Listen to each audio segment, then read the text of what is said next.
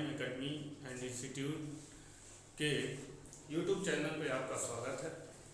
मैं यहाँ पे आपको 9th क्लास के चैप्टर 2 के बारे में डिस्कस करूँगा। इस मैटर प्योर अराउंड अस, क्या हमारे चारों तरफ जो मैटर है वो प्योर है या नहीं है, तो इसी के बारे में हमको जानना है। उससे पहले ये जानना पड़ेगा कि मैटर क्या होता है। मैटर आपने पहले चैप्टर में ही पढ़ लिया होगा, उसका भी वीडियो हम आपको शेयर कर देंगे। मैटर हमारे चारों तरफ जो भी चीज हमको दिख रही है वो सभी मैटर है। पूरे यूनिवर्स में दो ही चीज एग्जिस्ट करती है, एक जो हम देख सकते हैं और दूसरा हम देख नहीं सकते हैं। जो हम देख सकते हैं वो मैटर है और जो नहीं देख सकते हैं this is form of energy, वो एनर्जी है। ठीक है। मैटर विच ऑक्युपाई स्पेस, जो मैटर होता है वो स्पेस को ऑक्युपाई करता है, उसके पास वॉल्यूम होता है, मास होता है। ठीक है, वही मैटर होता है। हाँ, कुछ मैटर एग्जिस्ट ऐसे भी करते हैं जो हमारे चारों तरफ होने के बाद भी हम उनको देख नहीं सकते हैं लेकिन महसूस कर सकते हैं। ठीक है, उनको हम कंप्रेस कर सकते हैं, जैसे लाइक एज एयर। एयर हमको दिखाई नहीं देता है लेकिन वो हमारे चारों तरफ होता है। तो ऐसा मत कहिएगा कि सर जी आप अभी थोड़ी देर पहले बोले थे कि जो दिखाई नहीं देता वो एनर्जी के फॉर्म में होता। एयर हमको दिखाई देता है बट वो डिपेंड करता है किस कंडीशंस पे। अलग अलग कंडीशंस पे हम एयर को देख सकते हैं। जस्ट लाइक एज एग्जांपल है, आप कार्बन डाइऑक्साइड को देख सकते हैं, जैसे अगरबत्ती से निकलता हुआ धुआं है। थोड़ी देर तक आपको दिखाई देता है लेकिन थोड़ी देर बाद ही वो डिसअपीयर हो जाता है। जब उसके पार्टिकल बहुत पास में थे तब आपको दिखाई दिया, जब पार्टिकल काफ़ी दूर हो गए तब वो दिखाई देना बंद हो गए। तो इसका मतलब आप एयर को क्या कर सकते हैं, देख सकते हैं। कंडीशन, उसके लिए कंडीशन रिक्वायर्ड है। तो अभी हम यहाँ मैटर क्या आपका जो स्पेस ऑक्युपाई करे,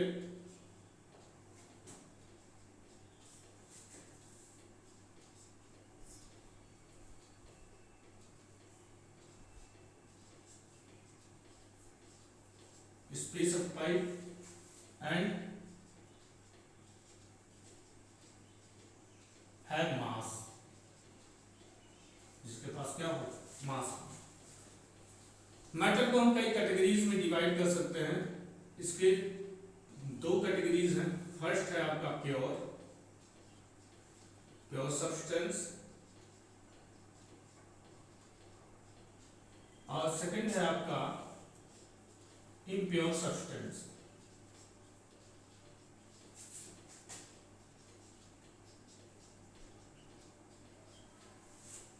इम्प्योर सब्सटेंस को हम मिक्सचर भी बोलते हैं, मिक्सचर। ठीक है, तो मैटर को दो कैटेगरीज में डिवाइड किया गया। First pure substance and second आपका क्या है, इम्प्योर सब्सटेंस है। इम्प्योर सब्सटेंस को हम मिक्सचर भी बोलते हैं। ठीक है, प्योर सब्सटेंस भी दो कैटेगरीज के होते हैं। पहला आपका एलिमेंट और दूसरा आपका होता है compound.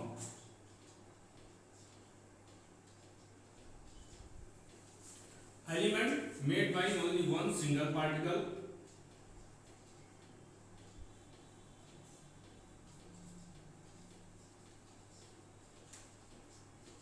only one single particle,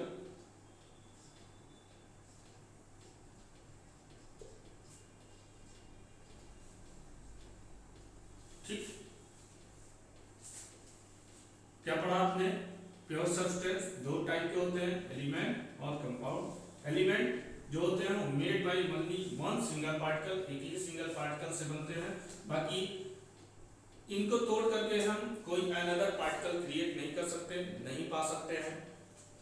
just like as जैसे आपका हाइड्रोजन, हीलियम, लिथियम, ये सब क्या है आपका एलिमेंट है।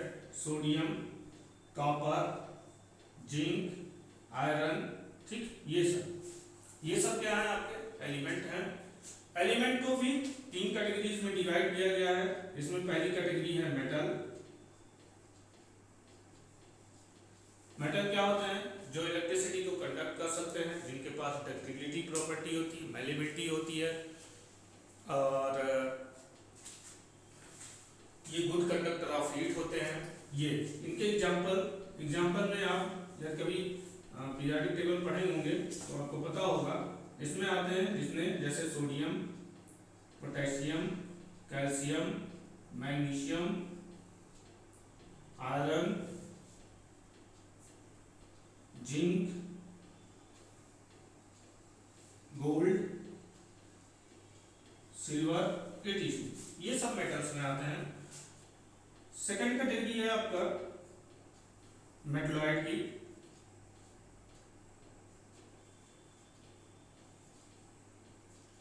मेटलॉइड में कौन कौन आते हैं? उसमें आता है आपका बोरान,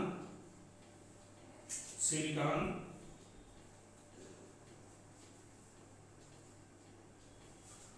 जर्मेनियम, आर्सेनिक, एटीसी। ठीक है, 7 मेटलॉइड होते हैं पूरे पीरियोडिक टेबल में। और फिर नॉन मेटल की कैटेगरी में, नॉन मेटल क्या होते हैं? नॉन मेटल होते हैं आपके copper, nitrogen, oxygen, helium, argon, hydrogen, etc. ठीक, ये सब नॉन मेटल की प्रॉपर्टीज में आते हैं।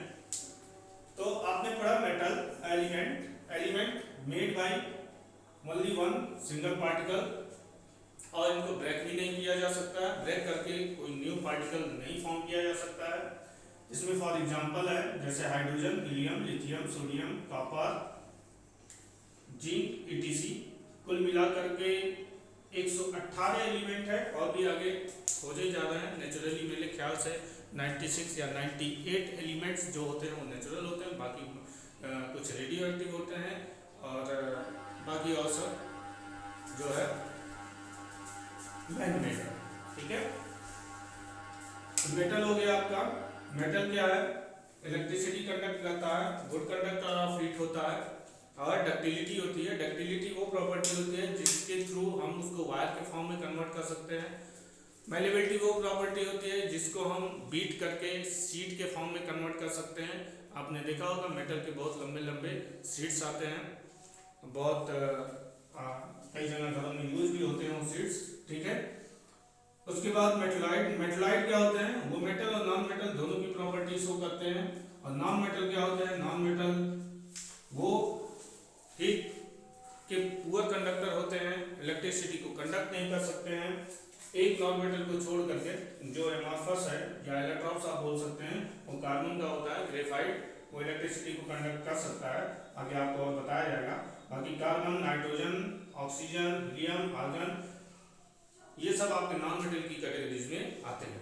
ठीक है, आते हैं कंपाउंड पढ़ते हैं। कंपाउंड में नेक्स्ट कैटेगरी की बात करते हैं। कंपाउंड क्या होता है?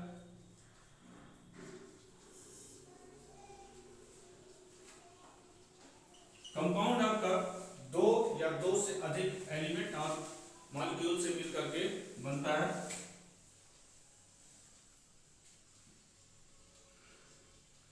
मेड बाय टू और मोर एलिमेंट और मॉलिक्यूल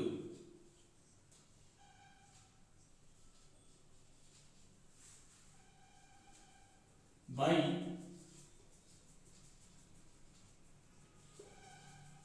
केमिकल कॉम्बिनेशन।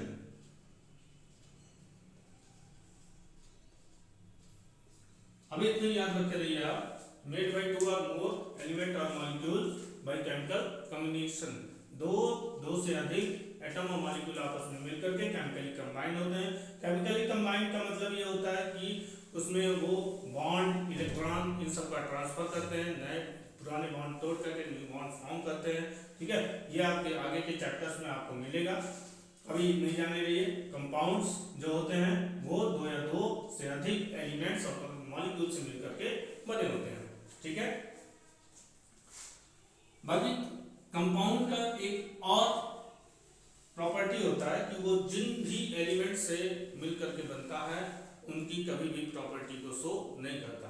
जैसे लाइक एग्जांपल, जैसे मान लेते हैं हम हाइड्रोजन है मॉलिक्यूल, ऑक्सीजन मॉलिक्यूल, और ये मिक्स आपस में केमिकली कंबाइन होकर के H2O फॉर्म करते हैं। ठीक है, क्या फॉर्म करते हैं? H2O फॉर्म करते हैं।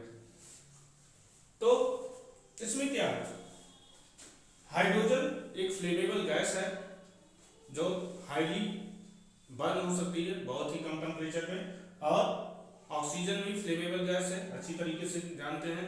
हमारे यहाँ जो भी खाना बनता है या एनवायरनमेंट में हम जब भी किसी चीज़ को बर्न करते हैं तो उसके लिए ऑक्सीजन रिक्वायर्ड होती है, तो ये एक फ्लेमेबल गैस है।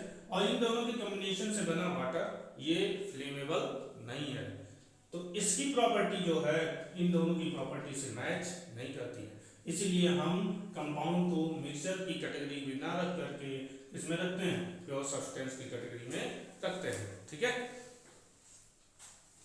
तो इसी प्रॉपर्टी के कारण हम इसको प्योर सब्सटेंस की कैटेगरीज में रखते हैं। अभी मिक्सचर में बताऊंगा तो कंपाउंड और मिक्सचर में आपको डिफरेंस बहुत अच्छे तरीके से पता चल जाएगा। इसमें एग्जांपल आप जैसे H2O, NH3, ammonia, water, H2SO4, sulphuric acid, CH4, methane gas, ETC, ये सब आपके क्या हैं? ये सब आपके कंपाउंड हैं। ठीक है, फिर अभी आते हैं इम्प्योर सब्सटेंस में। इम्प्योर सब्सटेंस या मिक्सचर, मिक्सचर क्या होता है? ये दो मॉलिक्यूल या कंपाउंड इन सब का मिक्सचर हो सकता है, बट ये केमिकली कंबाइंड नहीं होते हैं। और मिक्सचर में आपको बता दूं एग्जांपल लेकर के, जैसे एक बीकर लिया, इस बीकर में हमने H2O को डाला और साथ ही साथ salt NaCl। This is a compound and also this is a ionic compound.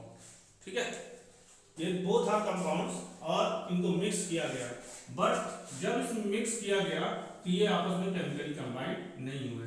ना ही नमक को आप ऐसे खाइए विदाउट वाटर में प्लेस किए हुए तो उसका टेस्ट कैसा होगा? नमकीन, आप जानते ही हैं, हम लोग बचपन से ही खाते आते हैं। और यदि आप पानी में मिला देंगे तो उसका टेस्ट क्या होगा? चला जाएगा? नहीं, नमकीन का नमकीन ही रहेगा, उसमें कोई जरा सा भी चेंज नहीं आएगा। इसका मतलब ये अपनी प्रॉपर्टी को छोड़ा नहीं after the mixing in water. तो इसीलिए इसको हम कंपाउंड की कैटेगरी में ना रख करके एज ए इम्प्योर सब्सटेंस के फॉर्म में रखते हैं, जिसको हम बोलते हैं क्या? मिक्सचर।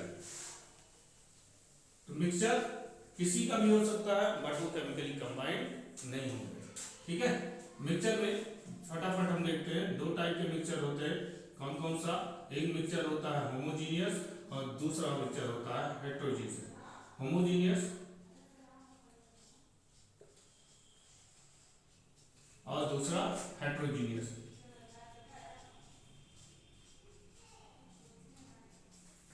होमोजीनियस में ऐसे मिक्सचर्स जिसमें हमको कोई बाउंड्री नहीं दिखती है, हम ये नहीं पता कर पाते हैं कि कौन सा मैटर कहाँ पे है। जैसे एग्जांपल अभी थोड़ी देर पहले दिए थे, आप वाटर में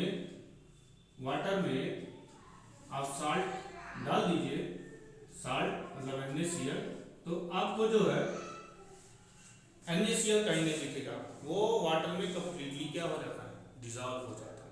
ठीक है, तो ऐसी कोई बाउंड्री नहीं दिखेगी, आप ये नहीं पता कर पाएंगे तो होमोजेनियस मिक्सचर में दोनों सब्सटेंस है कहाँ। ठीक, तो इसलिए हम होमोजेनियस मिक्सचर में एग्जांपल लेते हैं, solution of salt and water। ठीक है, वाटर, शुगर एंड वाटर भी हो सकता है। लेकिन हेट्रोजीनियस में क्या होता है? हेट्रोजीनियस में आपको एक बाउंड्री दिखेगी, आप ये बता पाएंगे बड़ी अच्छी तरीके से कि सब्सटेंस कौन सा सब्सटेंस है। जैसे सॉल्यूशन ऑफ या मिक्सचर आप कह सकते हैं,